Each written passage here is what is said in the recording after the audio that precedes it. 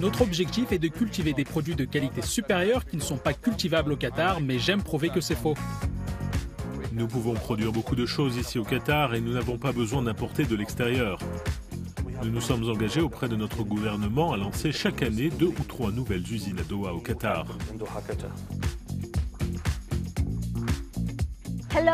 Bonjour et bienvenue sur Qatar 365. Je m'appelle Laila Oumaïra et dans cet épisode, nous allons découvrir le Made in Qatar. De l'idée au produit fini, nous allons à la rencontre des petites et grandes entreprises qui font parler d'elles dans le pays et à l'étranger. L'une d'entre elles est Suhail Industries. Il s'agit d'un conglomérat manufacturier majeur qui produit des métaux transformés, des plastiques et de l'acier. Aujourd'hui, cette entreprise est un véritable moteur qui propulse le Qatar au rang de géant de l'industrie.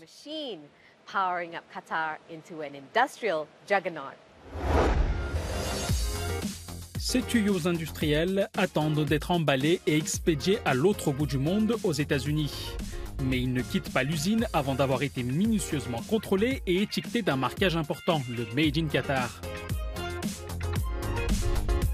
En 2012, Suhail Industries était une usine de recyclage de batteries. Depuis, l'entreprise s'est transformée en un pôle industriel qui recycle et fabrique des pièces moulées en bronze, en cuivre, en aluminium, en acier, ainsi que des matières plastiques et même du papier. Actuellement, nous avons 15 usines, toutes opèrent dans le secteur de l'ingénierie, dans le domaine de la fonderie. Nous transformons l'acier en fonte et en pièces moulées en fonte ductile. Parmi ces 15 établissements, l'un d'entre eux se distingue, Housing Suhail Engineering Industries. Il s'agit de l'usine la plus récente et la plus high-tech de l'entreprise qatari. Ce site tentaculaire s'étend sur plus de 13 000 m² et compte près de 60 machines industrielles. Hormis le bruit, ce n'est pas un site de production classique. Avec des machines de haute technologie, l'air conditionné et même un peu de verdure, Suhail Industries prouve qu'une usine peut être durable et respectueuse de l'environnement, tout comme ses produits. Cette valve en bronze est mesurée avec une précision extrême, ce qui s'inscrit dans le cadre du contrôle de qualité très strict de Suhail. Le verdict, c'est un succès. La production en série de la valve peut donc commencer.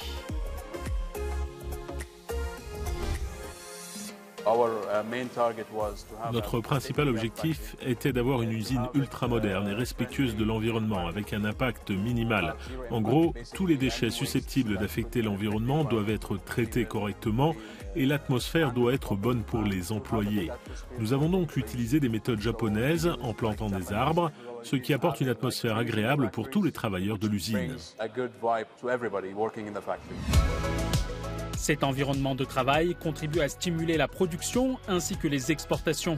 Les affaires marchent si bien pour Suhail Industries que le marché international représente plus de la moitié de sa clientèle. Pour le marché qatari, nous ne visons pas plus de 20 à 30%. Les 20% restants sont destinés aux pays du Golfe, puis le reste au monde entier. Actuellement, Suhail exporte chaque semaine en moyenne 15 conteneurs dans le monde entier. 10 d'entre eux sont destinés au marché américain et 5 à la Chine, à l'Europe et à la Corée du Sud. Mais cela ne signifie pas pour autant que les investissements dans le pays s'arrêtent. Au contraire, Suhail Industries accélère son expansion au Qatar, contribuant ainsi à l'évolution du pays vers un avenir autonome, conformément à la vision nationale 2030. Nous passons de l'usine à la ferme. Il est peut-être difficile de croire que c'est ici, en plein milieu du désert, que les habitants de tout le Qatar se procurent leurs légumes frais. Il s'agit de la ferme Safwa, l'une des plus anciennes entreprises familiales du Qatar. Je suis ici pour rencontrer Fardan Fahad Al-Fardan, PDG de Safwa Farm, pour découvrir comment l'entreprise utilise des méthodes agricoles de haute technologie pour planter les graines du futur Qatar autosuffisant. Fardan, merci de nous recevoir à la ferme aujourd'hui. La ferme Safwa peut être considérée comme un pionnier de l'industrie agricole qatari. Pouvez-vous nous en dire un peu plus sur la genèse de Safwa Farm ? Tout a commencé en 1975. Il s'agissait plutôt d'un espace où ma famille allait pique-niquer tous les week-ends. À l'époque, le terrain mesurait une centaine de mètres carrés. Aujourd'hui, il s'étend sur près d'1 million de mètres carrés. J'avais de petites machines aquaponiques à la maison. Je faisais pousser des tomates cerises et du basilic pour mes pizzas, car j'adore les pizzas. J'ai parlé à mon grand-père de ce système et je lui ai dit que personne ne cultivait ces produits sur le marché et que si je pouvais le faire, tout le monde pourrait le faire. Il m'a alors répondu que si je pouvais investir mon propre argent et le faire fructifier, qu'il investirait pour mon projet et l'intégrerait dans le groupe familial. C'était il y a 3 ans et aujourd'hui nous faisons beaucoup plus que ce que nous faisions à nos débuts. Revenons sur les débuts de la ferme Safwa. Elle a commencé modestement. Aujourd'hui, c'est une entreprise qui utilise des technologies agricoles très développées.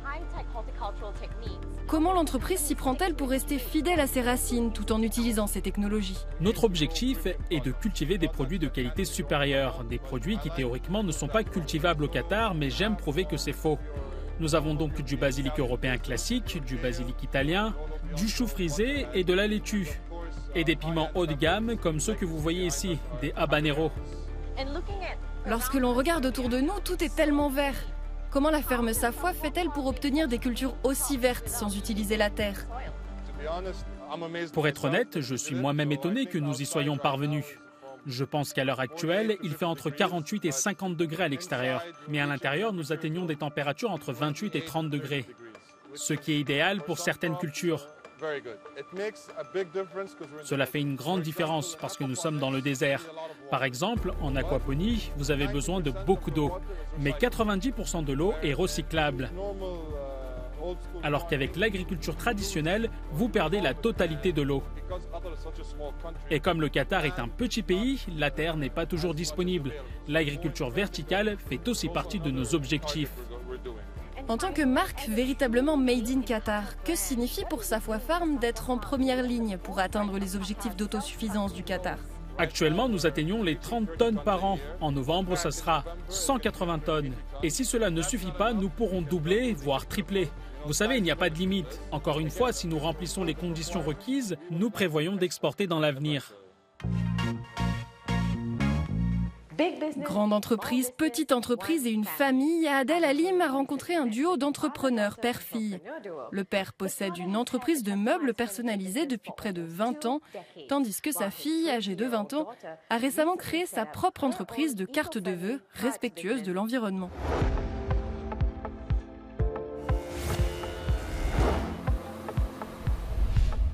Enchanté.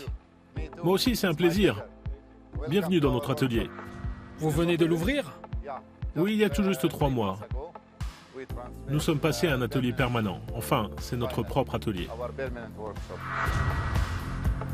Il aura fallu attendre longtemps pour qu'Ayman Natche ait enfin un endroit où se sentir chez lui. Il est aujourd'hui propriétaire du bâtiment et dirige Azure Trading depuis 2009, une entreprise spécialisée dans la rénovation.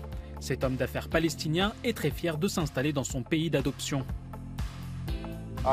Je suis très heureux. C'était mon rêve d'avoir mon propre atelier permanent parce que nous avons longtemps loué, mais maintenant nous avons le nôtre.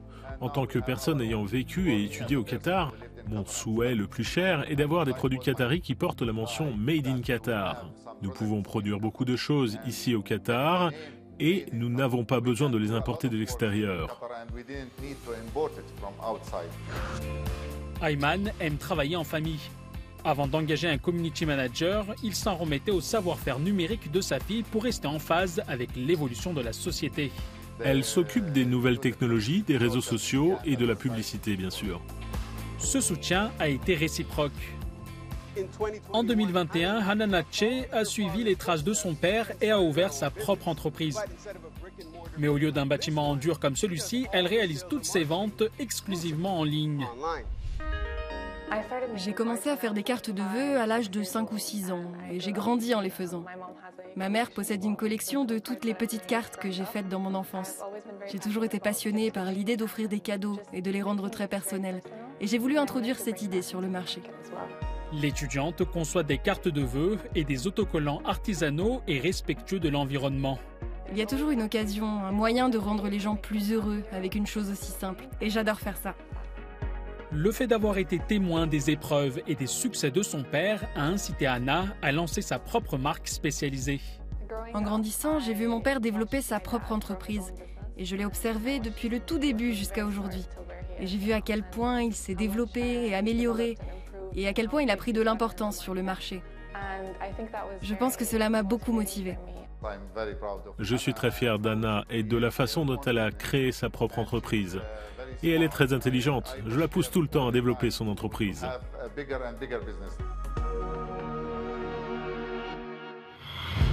De l'autre côté de la ville, il y a une autre entreprise familiale en plein essor.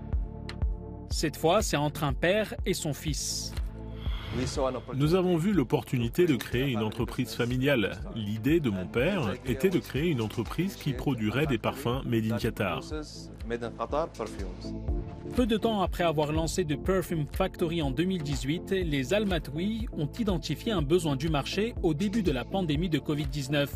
Avec près de 90% des matières premières déjà présentes sur place, les artisans parfumeurs ont commencé à fabriquer des produits d'assainissement pour contribuer à la sécurité de la communauté locale.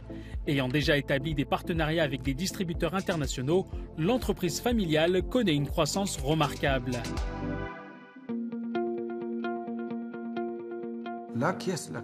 Eh bien, de la chance, oui, de la chance. Mais je pense que c'est le souhait de Dieu, que Dieu nous soutient. Et je pense aussi que les Qataris aiment nos parfums.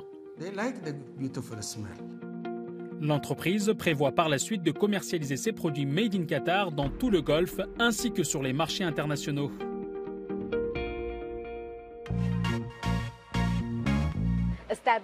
Les entreprises établies au Qatar ont renforcé leur statut de pilier de la croissance durable du pays, tandis qu'un écosystème favorable stimule également l'émergence de petits entrepreneurs ambitieux. Nous sommes arrivés au terme de cet épisode. Pour en savoir plus, rendez-vous sur euronews.com et connectez-vous via notre hashtag. Merci, à bientôt sur Qatar 365.